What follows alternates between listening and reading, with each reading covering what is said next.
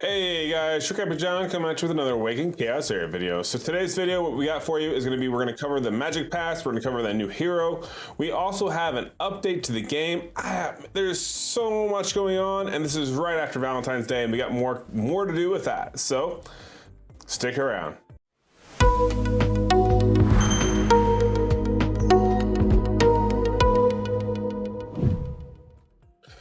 All right, so once again, I know I've done a video on the Magic Pass before, so today's video, we're gonna keep it a little bit shorter. We're gonna lump in the Magic Pass in with the actual update notes and the new character update.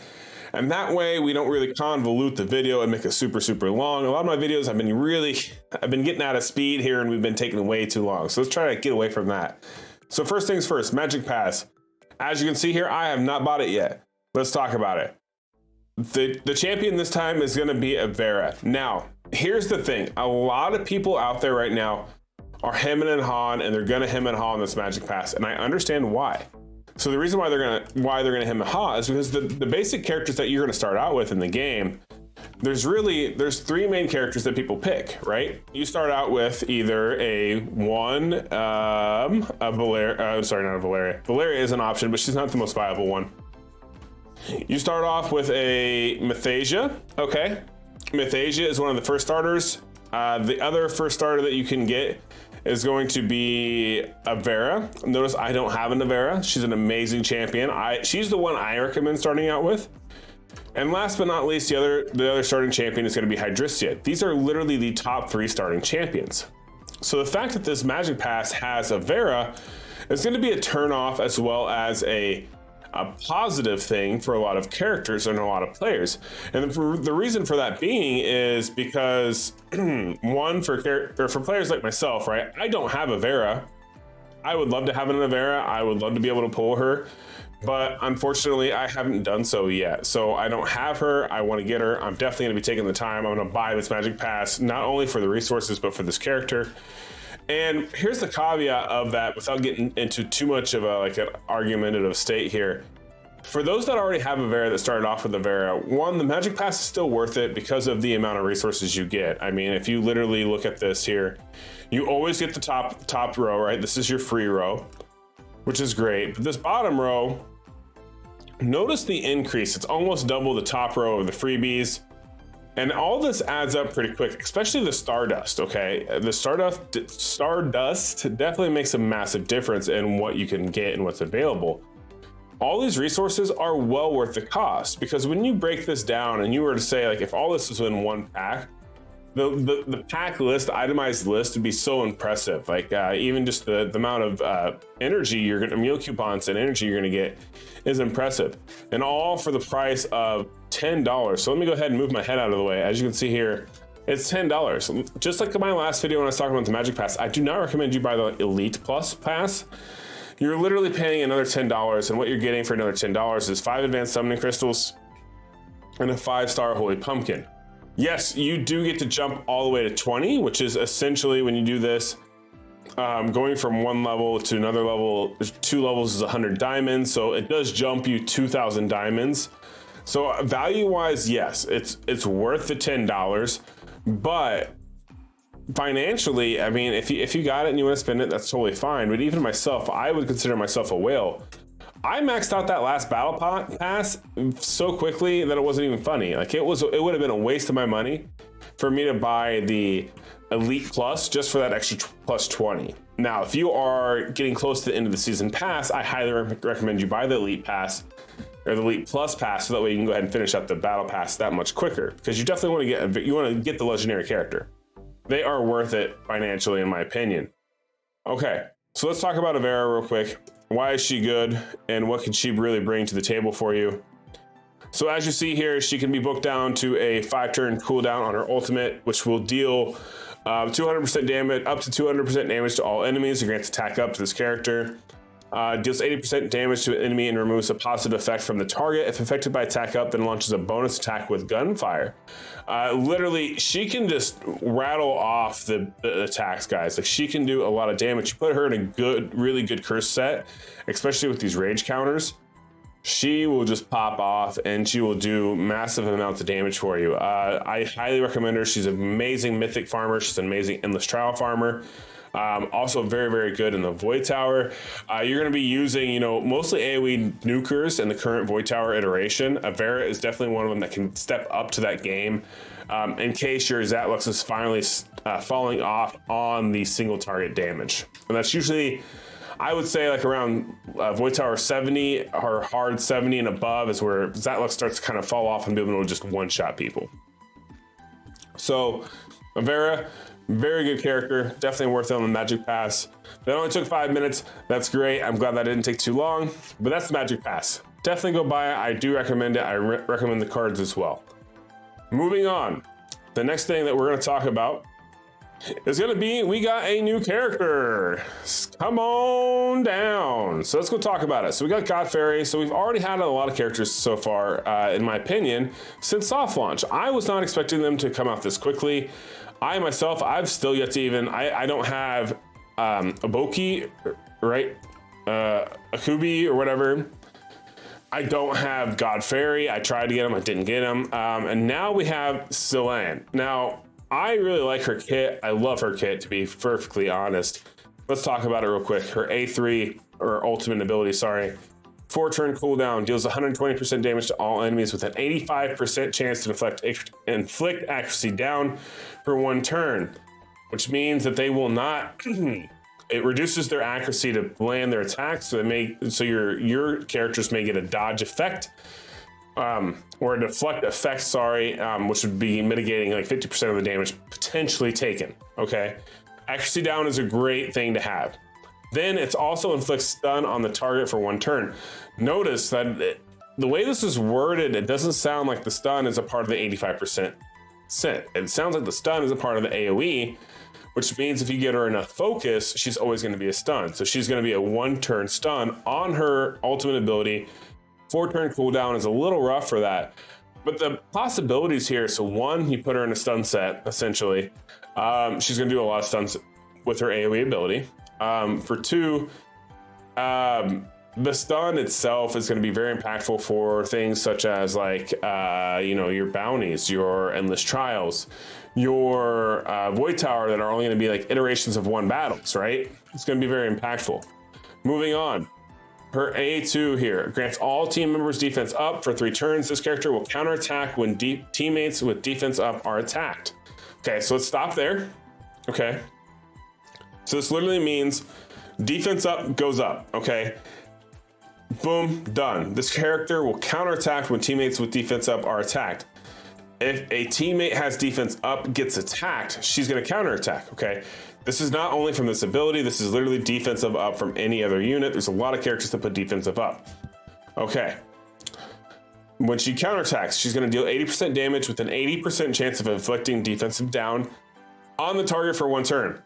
So I want you to think of something, okay? I want you to close your eyes, visualize with me. What happens when you put her with Brand? Should have a big light bulb go off the top of your head. Brand does defense up, he does attack up, he does attack down on the enemy. Anytime your teammates get attacked. Okay, so now you can have a Brand counterattacking, doing damage. You can have a Sylan counterattacking, doing damage, as well as putting a defensive down. She's already gonna have accuracy because of her A3.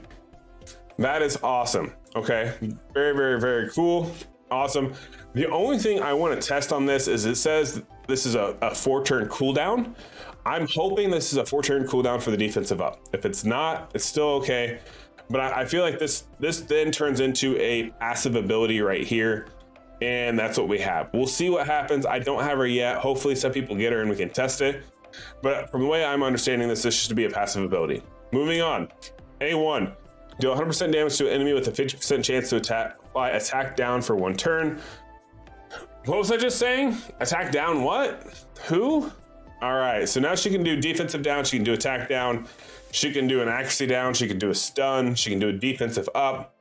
What can she not do? Her passive ability. When an enemy team member taking damage provides a 35% chance of said damage being ineffective. What? No way. Okay. So let me put this into perspective. When any team member taking damage provides a 35% chance of said damage being ineffective. This is like a deflect. Okay. This is literally like an incoming bat or incoming attack.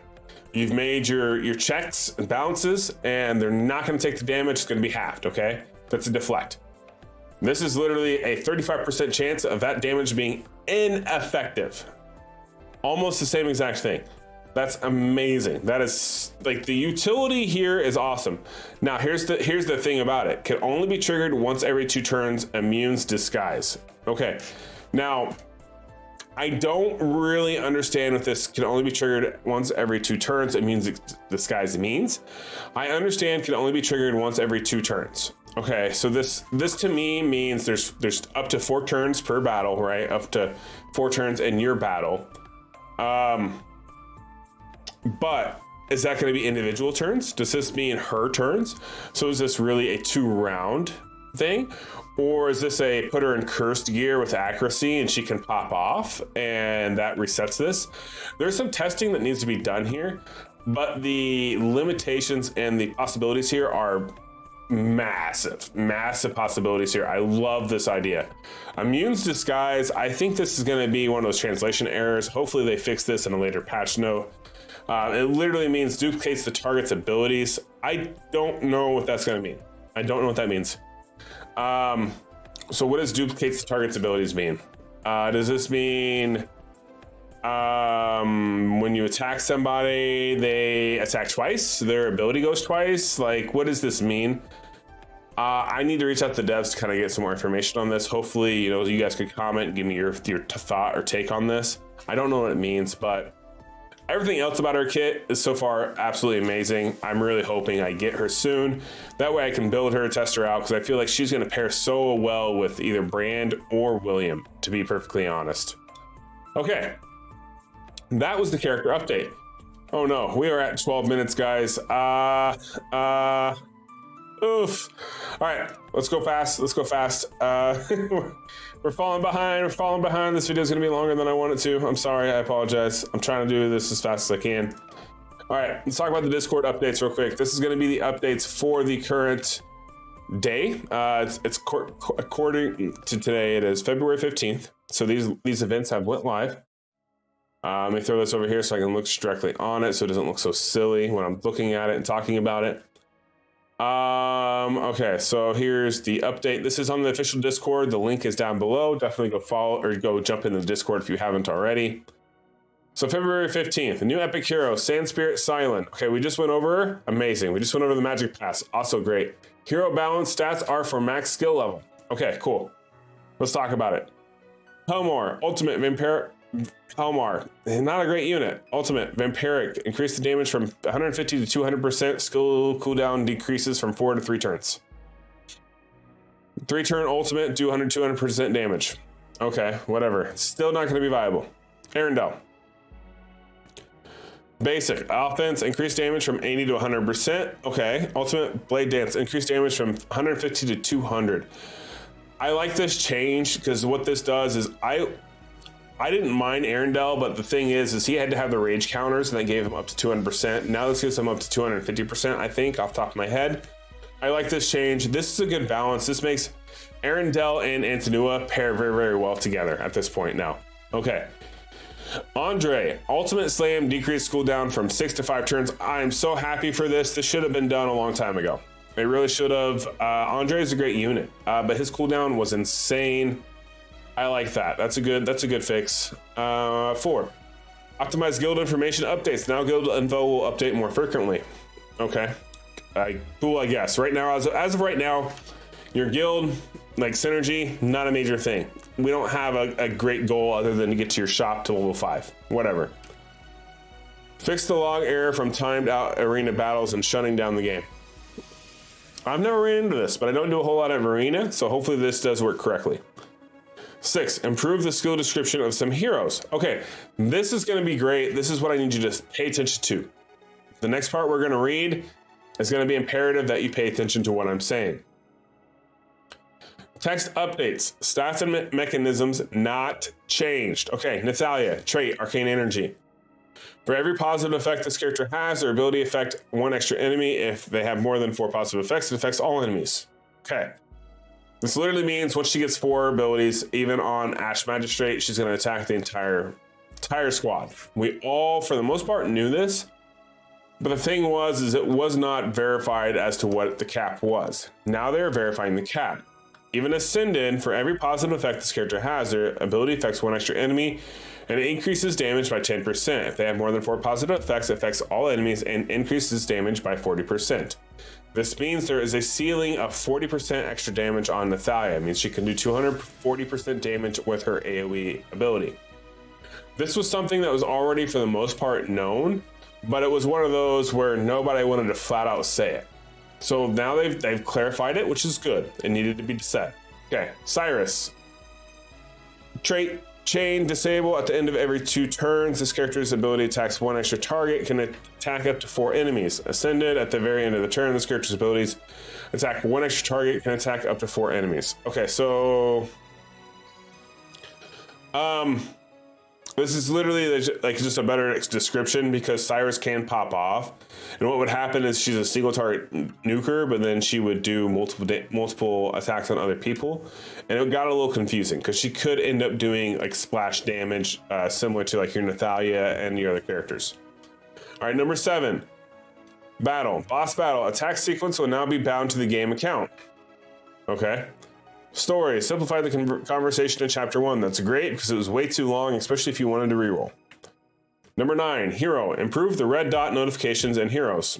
Not sure what you changed. I just summoned heroes. I got 2 Legos. It was still annoying, but okay. Number 10, guild, optimize requirements for guild quests. Now completing any stages above the required difficulty will also complete the quest. Okay, I mean, that's fine. That's guild quest requirements. I don't think there's anything wrong with that. Number 11.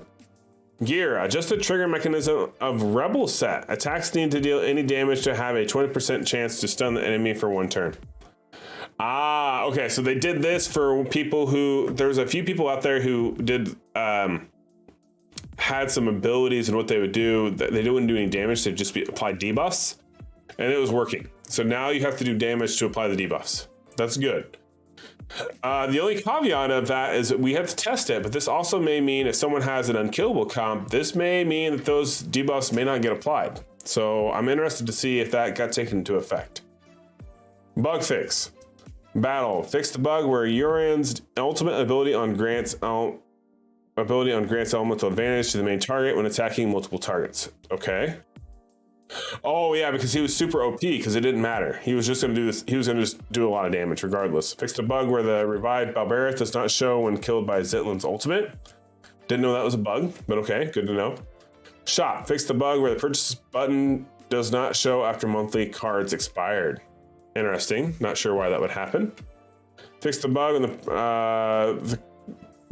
fixed the currency symbol error in some regions. Okay. Fix the bug where switching language will require login again. I did not know that was a thing, but I'm so glad that I've never had to change my language. I'd be super frustrated with that. Text. Fix the display error in the Magic Pass purchase interface in the French version. Okay, well, I have the English version, so I guess that doesn't apply to me. I apologize. I don't know if they fixed that or not. I don't know if that's legit. UI. Fixed a button that display error in endless trial. That doesn't tell me a whole lot. Fixed the newest name error and newbie gift pack. Was it misspelled? Did they really misspell it? I mean, they already screwed up with Godfairy, especially with those packs. The packs were Godfrey and the character was Godfairy. That was a little funny. I did laugh a little bit by that, not gonna lie.